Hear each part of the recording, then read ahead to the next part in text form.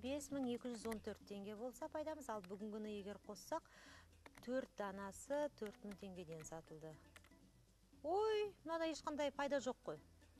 Шатасуым да мүмкін. Жалпы адамның өзінде бір талант болу керек сияқты осы сауда-саттыққа дейін. Қанша талпынып көрсем де қолымнан келетін түгі жоқ. Дегенмен, егер сіздер үйде отырсаңыздар, мүмкін сіздердің қолдарыңыздан бір керемет бір іс келетін болса, мүмкін сіздер көзін таппай жүрген болсаңыздар, онда бүгінгі бағдарламамыз сіздерге арналатын болады. Құрметті көрермендер, бүгінгі бағдарламамызда жаңадан өзінің ісін бастағысы келіп жүрген, бастаған жас екі бірдей кейіпкер қазақтың келіншегі болады. Сондықтан сіздер де келіп, сіздер де қатысып, атсалыссаңыздар болады. Кеңестерді тыңдасаңыздар да болады. Біздің байланыс телефонымыз 55 31 80 55 31 81. Ал бүгінгі бағдарламамызда сіздердің тамашалайтындарыңыз.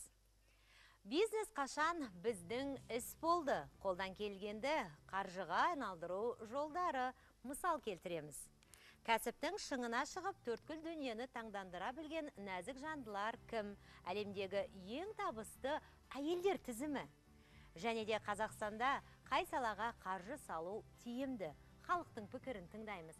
Сонымен қатар, өздеріңіз жақсы білесіздер, құрметті көрермендер, бағдарлама барысында біз сіздерге сауал қоятынымыз. Бүгінгі сауалнамамыз біздің мынадай болмақ: әйелдердің кәсіпке араласқаны дұрыс па? Егер келіссеңіздер, иә сөзін, келіспесеңіздер, жоқ сөзін 10-35-ке жібересіздер. Ұмытпаңыздар, сіздердің дауыстарыңызды біз бағдарлама барысында міндетті түрде көрсетіп отыратын боламыз. Яғни, мен үшін де өте қызық десем болады. Ал бүгінгі бағдарламамыздың ашылуына, яғни өзінің кеңестерін айтуға, осы жолдарын айтып беруге арнайы эксперттер шақырып отырмыз. Ортаға қазір Қазақстан Республикасы парламенті мәжілісінің депутаты Тұрсынбек Өмірзақов мырзаны шақырамыз. Аға, келіңіз. Қош келдіңіз. Сәлеметсіз бе? Қалыңыз қалай? Жағдайыңыз қалай? Өте қуаныштымын сізді көргеніңізге. Келіңіз. Және де Қазақстан Республикасы өңірлік даму министрлігі кәсіпкерлік дамыту комитетінің төрайымын шақырамыз. Ғалия Жолдыбаева ханым. Қош келдіңіз. Сәлеметсіз бе? Қалыңыз қалай? Жағдайыңыз қалай? Енді нағыз бүгін өзі бизнес жайында әңгіме болайын деп отырмын. Бәріміз сол өзі сақ киінген сияқтымыз, тура соған арнайы. Ал енді бүгінгі біздің бағдарламамыздың алғашқы кейіпкерін шақырайық. Шақырмас бұрын сіздерге мына бір дүниелерді көрсетсем деп отырмын. Қараңыздаршы, менің қолымдағы мына бір дүние, қалай ойлайсыздар? Бір шетелдік бұйым деп ойлауларыңыз мүмкін? Жоқ, бұл қарапайым қазақтың келіншегі, үйде отырған дейін, қарапайым қазақтың келіншегінің жасаған дүниесі. Жарасып кетті ғой деймін, әдемі ме? Керемет. Келсесіздер, ұсап көрулеріңізге болады. Баға берсеңіздер де болады. Қазір ортаға Ақмаралды шақырамыз. Барлығын сұраймыз. Ақмарал, келіңіз, төрлетіңіз. Ақмарал Әбуова, 25 жаста, екі баланың анасы. Өз қолымен шашқа тағатын бұйымдар, тәтті тоқаштар пісіріп сатады.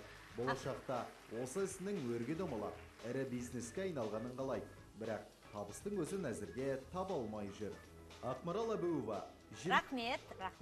Ақмарал, жүріңіз. Мен сізді студиямыздың мына бөлігіне шақырсам деп отырмын. Міне сізге бүгін көмек ретінде, кешіріңіз, сұрақтарға жауап ретінде міне арнайы мамандарды шақырып отырмыз.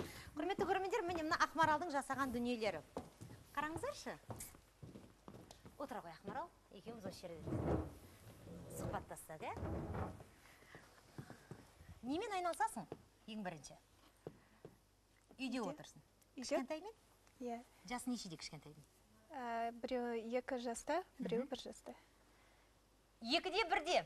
Қалай ойлайсыздар? Кейде ойлаймыз осы біз, 1 жасар баламен бірге қалай тамақ жасауға болады?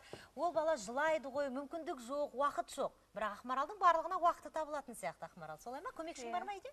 Жоқ, өзім. Өзің қарайсың? Өзім қараймын, өзім үйде күтем балаларды. Сен толғанып отырсың ғой демек, кішкене уайымдама, барлығы жақсы, тікелей эфирде болғанмен, сен ойлама, біз қазір сен толғанысың маған беріліп отырды, өйткені барлығы жақсы.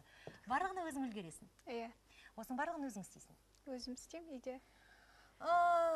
Енді қалай былай істейік? Мен қазір бұны кесемін. Біздің бүгін мамандарымызға да мен қазір дәмауыз тиюге берем. Өйткені мен бұның дәмін білгім келеді, және де осының бір тортты жасауға сен қаржыны қайдан аласың? Бірінші сұрақ. Айтшы, мысалы, осы тортты жасауға. Айта бер, Ақмарал. Қаржыны күйеуімнен алып. Күйеуің қанша береді? Бастапқы сұраған ақшамды береді. Бастапқы сұраған ақшам қанша береді? Мысалы, бастапқыда осы торт жасау үшін шамамен қанша аласың? Қанша кетеді осы торт жасауға? Шамамен 10 мыңдай кетеді. 10 мыңдай кетеді. Саттың ба? Саттым. Қанша теңгеге? Бір тортты мен 2000 теңгеге сатам. Ал. Көлемді, дәмді, үйде өзім дайындаймын. Сонда мен санай алмаймын ба, әлде қайда, қалай болып отыр? Егер мынаған 10 000 теңге кетеді екен. Иә? Жасауға. Барлығын сатып алуға. Ал сатқанда ол 2000 теңгеге сатылады. Мен оны 10 000-ға қанша сонда? Қанша? жоқ, 10 000-ға мен көп торт жасаймын. Қаншасы оны айтсайшы, енді мен Қанша? бір торттың бағасын сұрадым, сен айтып Бір 10 000. торттың бағасы Иә. ол шамамен бір 700 теңге кетеді. 700 теңгенің қантын аласың, жаңағы ішіне Иә, қосатын соның жұмыртқаң бар, бәрін барлығы есептегенде 700 теңге. 700 теңге кетеді. 2000 теңгеге сатасың. 2000 теңгеге сатам. 1400 теңге пайда. Дұрыс па? 1300 теңге. Ой, кіші санаймын, байқап отырсыздар, сонымен 1300 теңге пайда. Иә. Мына тортқа мысалы? Бұл тортта сол 2000 теңге. 2000 теңге.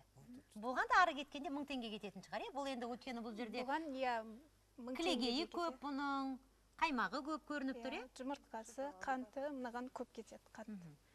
Жалпы өзің кейбір адамдарда осы талант болады, торт жасауға, кейбір келіншектер мүлдем оны жасай алмайды. Келмейді қолынан, не істейміз енді, кінәлай алмаймыз онда. Дегенмен міне, осы торттарды жасау басынан өзің үйде жай ғана отырып жасап көрсем бе екен дедің ба, қалай басталып кетті өзі? Неден басталып кетті? Бұл жол картасы, жұмыспен қамту жол картасын 2009 жылы мен аспаз мамандығын 2 ай оқығам. Ой, бәрекелді. Содан кейін осы мамандық арқылы жұмысқа кірдім. Сөйтіп 1 жылда жұмыс істедім. Одан кейін бала күтімімен үйде отырдым. Одан екінші бала болды, осы 3 жыл көлемінде үйде отырдым. Соңғы 2 жылдықта осыны қолға алдым. Жақсы, мен қазір пайдасын енді санадық шамамен, дегенмен бір айда қанша пайда көресің? Біз ар жаққа барайық, қонақтарға торт берейік, сен ала қой, көкеге берсен. Міне, қасық. Дамаусыз біздің мамандарымызды. Сіздер қазір баға бересіздер, жақсы ма? Ұялмаңыздар. Иә. Иә, бизнес алға жылжу үшін бірінші кезекте тұру керек қой. Қазір енді баға беріп көреміз. Иә, дәмділігі жағынан менің ойымша енді. Өте әдемі. Өте тәтті. Өте тәтті, иә. Бір айлық пайдасын сұрап отырмын мен қазір. 1 айлық пайдасын есептегенде, әр айда әртүрлі шығады. Мен 1 айды толық есептегенде. Санап көрдің өзің? Санап көрдім. 50 000-нің үстінде. 50 000 мен 60 000-нің. Күйеуінен сонда сен айына 10 000 теңгедей аласың шамамен, не? 10 000 теңге алады, торттарды жасайды, содан кейін оны сатқанда 50 000, 60 000 теңгедей пайда көрді. Шамамен енді мен ең бұлай санағаным ғой, дегенмен оның ішіне біз жаңағы газды санамай отырмыз, жарықты санамай отырмыз, ол да кетеді ғой енді. Иә? Иә. Ал енді сен дүкендегі торттардың бағасымен салыстырып көрдің бе? Иә, салыстырып көрдім. Дүкенде килограммен сатады. Олар килограмдары 2000 сондай болады. А мен тек көлеммен сатам. Онда килограмнан асады. Кейде 2 кило болады. Сондай. Жақсы, өте құптарлық дүние. Біз қазір жарнамаға аз ғана секундтар қалды, құрметті көрермендер. Біз Ақмаралдың қолынан тағы да басқа да өнердің бар екенін білеміз. Қолынан мына бір әдемі дүниелерді өзі жасағанын көріп отырмыз, және де осыны да сынағымыз келіп отыр. Қалай жасады екен, және де бұдан пайда көрді ме екен, пайда көрмей жатыр ма екен деген сияқты. Сіздер алыстамаңыздар, барлық қызық менің ойымша әлі алда.